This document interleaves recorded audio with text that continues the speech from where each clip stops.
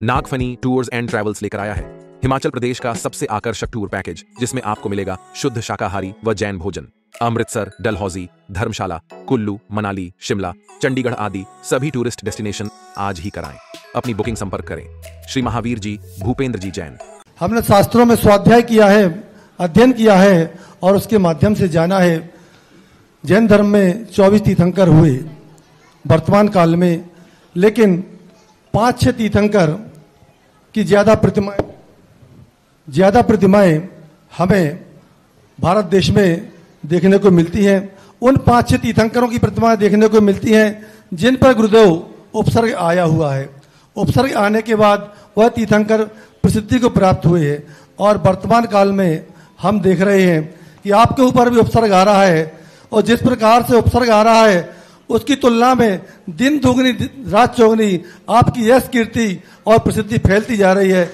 ऐसा कौन सा कर्म का उदय है जिस कारण से आपके ऊपर उपसर्ग आ रहा है और ऐसा कौन सा तीव्र पुण्य कर्म का उदय है जिस कारण आपकी यश कीर्ति चारों ओर फैलती जा रही है? कृपया मेरी जिज्ञासा का समाधान करें। क्योंकि एक वास्तु का नियम है कि जितना पेड़, जो एक बार राजा बीरबल की कहानियों में आता है, राजा एक बार जंगल में गया तो वहां के सारे स्थितियां हरे भरे पेड़ों को देख के कहा कि बीरबल, इनको पानी कौन देता है? इतने मजबूत हैं। तो बोले, इन्होंने संघर्षों को जीता है। हवा पानी इनको समय से नहीं मिला बल्कि संघर्ष हुए, और लॉन के पानी में एक दिन पानी नहीं देते तो पौधे सूख जाते हैं। तो वहां ये शिक्षा दी गई कि जंगल का पेड़ संघर्षों में जीता है तो पर्वत पर भी हरा भरा रहता है, और लॉन का जो पौधा होता है वो प्यार में जीता है, अनुकूलताओं में जीता है। एक दिन पानी नहीं मिले तो मुरझा जाता है। और आपने देखा होगा मंदिरों में उन्हीं लोगों के चित्र बने रहते हैं जिनके ऊपर उपसर्ग आए। सुकमाल का चित्र, सुकौशल का चित्र बनेगा, शेरनी खा रही है। 700 मुनियों के चित्र बने रहेंगे जिन पर संकट आया है। क्यों बनाए जाते हैं? एक भी उन वे चित्र मंदिरों में नहीं बनते जिनके जीवन में कोई संकट नहीं आया, उनका कोई चित्र ही नहीं बनता।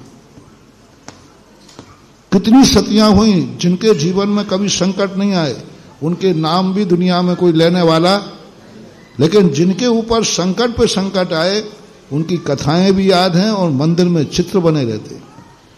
इसका रीजन वास्तु में खोजने में मिला कि जिसके जीवन में जितने ज्यादा संकट आए हों और वो संकट में डिगा ना हो, ऐसे व्यक्ति का ध्यान करने से भक्तों के संकट दूर हो जाते। जिसके जीवन में संकट नहीं आए, कोई संकट नहीं आया, ऐसे व्यक्ति का ध्यान करने से तुम्हारे संकट दूर नहीं होंगे। जिनके जीवन में, क्यों अन्य तीर्थंकरों की प्रसिद्धि नहीं हुई? उनका नाम लेके करेंगे क्या? क्योंकि उनके जीवन में संकट आया ही नहीं।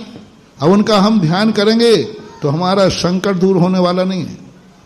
और जिसके जीवन में संकट आए हैं और वो संकट में डिगा नहीं है, उस व्यक्ति का ध्यान करने से संकट दूर होते हैं। इसलिए पारसनाथ संकट मोचक कहलाते हैं।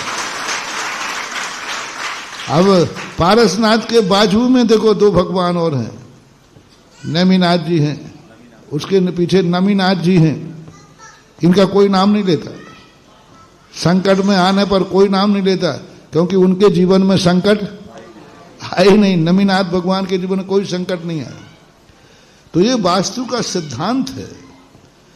वो लकड़ी मजबूत होती है जितने पहाड़ों पर संघर्षों में जीती है। उस पेड़ की लकड़ी को मजबूत लकड़ी बोलते हैं, क्योंकि ये पहाड़ के ऊपर चट्टानों के बीच में भी अपना पेड़ का रूप धारण कर लेता है।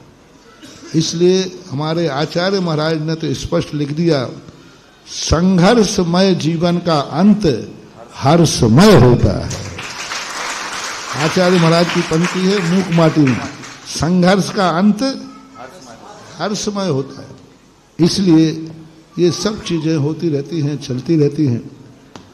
तो अब इनमें पुण्य की बात रही तो पुण्य नहीं है तो भी पुण्य बढ़ जाता है।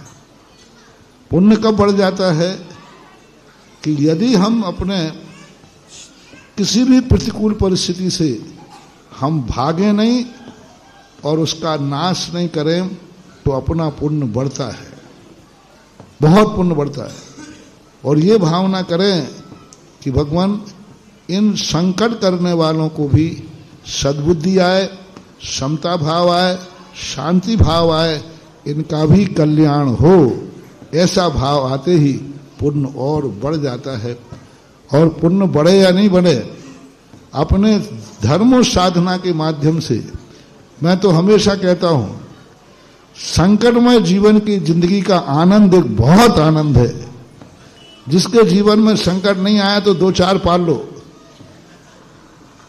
हाँ, गांधी जी ने तो लिखा है, एक बहुत अच्छी लिखा, जिसकी जिंदगी में कोई दुश्मन नहीं हो तो पड़ोसी में जाकर एक थप्पड़ मार के बना लेना।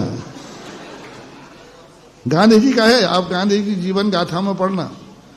उन्होंने कहा कि यदि जिंदगी में जिसके दुश्मन है उससे बड़ा भाग्यशाली कोई दुनिया में हो नहीं सकता।